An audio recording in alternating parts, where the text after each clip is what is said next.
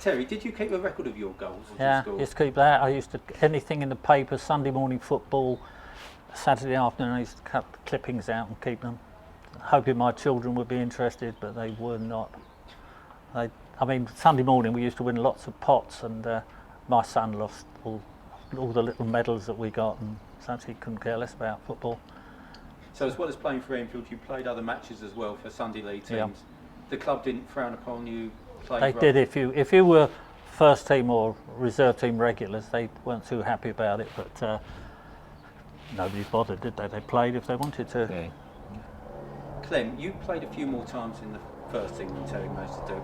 A few times you travel as 12th man in an era when they didn't have substitute players, so you'd go there on the basis you were unlikely to get a game.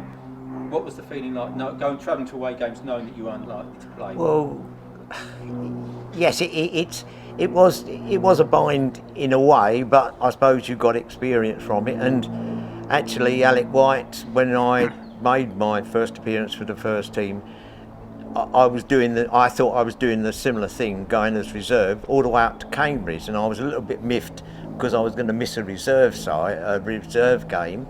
But when I got there, he said, "You're playing," and so in the dressing room, he gave me a form, and I had to sign the form to so that I could play for the first team. And I was so nervous that I don't suppose I'd recognise my signature now on this form, and I think this is why he did it, that he knew I would be nervous, and so that's why he kept it quiet. But I did go on other reserve. On a record I've got reserve for the first team, but I can't remember how many there were, apart from those. Now, you both stayed at the club for 4 years, and then comes the summer of 1959, you come back for pre-season training, and what do you find? Half the Hendon team seemed to be here in England internationals, and there was obviously big changes taking place. The club decided they want success, and so they got all the best players, and we couldn't see any future. So I decided to go down the road to a club at Norseman, and I stayed there for about 15 years. I had to leave because of outside commitments. I wasn't getting the training, and so I just left it. It wasn't, I was sad to leave the club, but I spoke to George Ludford, and he realised my commitment was outside, and so I just left the club. When you left Enfield, obviously Terry, you went on and played for Norseman. Clem, who did you play for after you left the club? I went on for my the business side that I worked for. We played, it was the BT, and we played in the Civil Service Football League, and played in some brilliant grounds because you had the ministry teams playing in it, and the football was good, really. I wouldn't say it was up to Enfield standard, but it was a very good, high standard. And there was a Lewis Cup that you played for during the season, and you got all the top amateurs, because it was a midweek game, you got the top amateurs playing in that, really, as well. So it was a good standard of football, but I don't think it was as high as Enfield's. Terry, did you ever get poached to join any other club?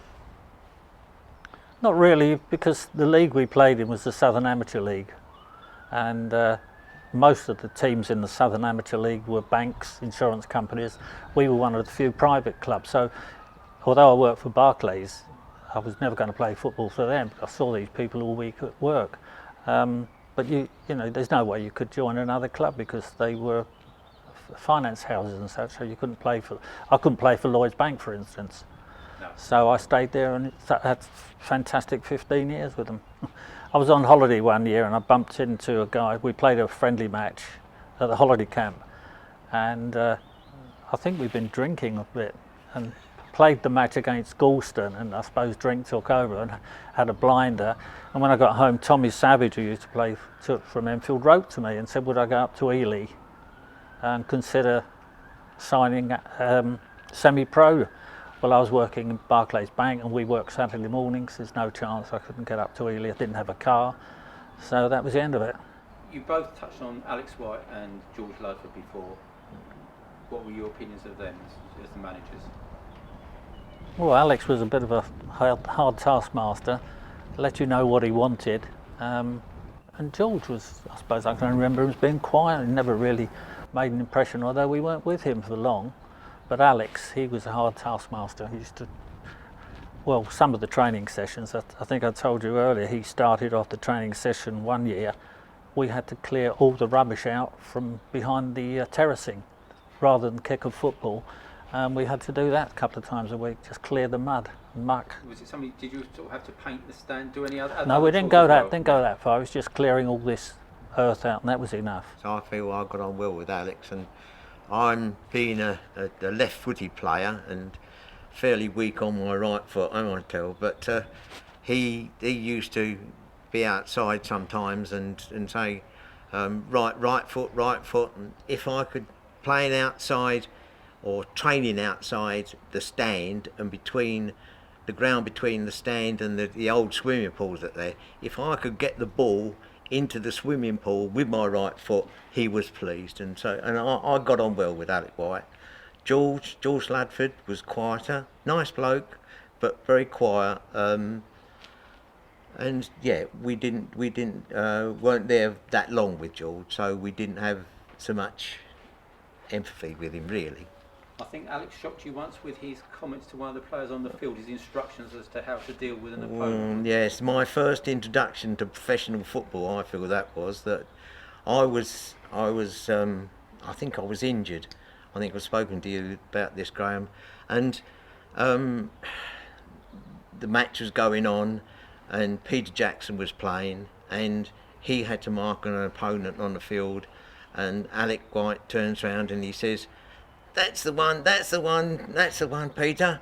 Mark him. And I think he meant mark him more than with just the ball. Mark him, give him a good, I wouldn't say kick him, but just to rough him up a little, just to put him off his game. And that's my first introduction to professional football. In the teams you played with, were there any particular characters that stand out in your mind? Ron Spenlove, Yeah. Dave Potter, and Alec Brace, I think it was Alec Brace, when he was playing for the reserves, if he every game he would do one wonderful run, and if you were losing 1-0 and he hadn't done his run, you knew you were in with a chance for a goal.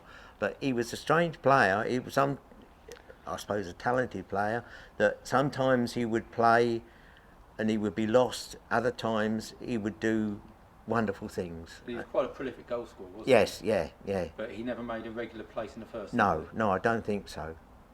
Ron Spenlove, he was the captain of the Yeah, team, wasn't yeah. Lovely bloke. Big fella. Yeah. Bert Rayner, Yeah. he used to play all and everywhere, didn't he, really? You know, and these were the senior players at the club when we went there, and they kind of, I wouldn't say coached us, but they looked after They us. took you Sort of. under their wing. Yeah. That's right, yes. And Dave Potter, he was a winger, wasn't he? Well, he was a winger, centre forward, really, but he was a brilliant player, really. But again, he could play when he wanted to, really. But he did perform for Enfield. And do you remember a player called Steve Cummings?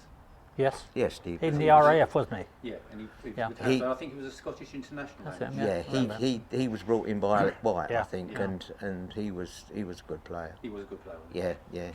When you finished playing for Enfield football, you watched Enfield on a reasonably regular basis play. If we weren't playing Saturday afternoon, I'd occasionally pop down here. And I mean, the great thing about it was you came down and there were people you played with standing on the terracing watching.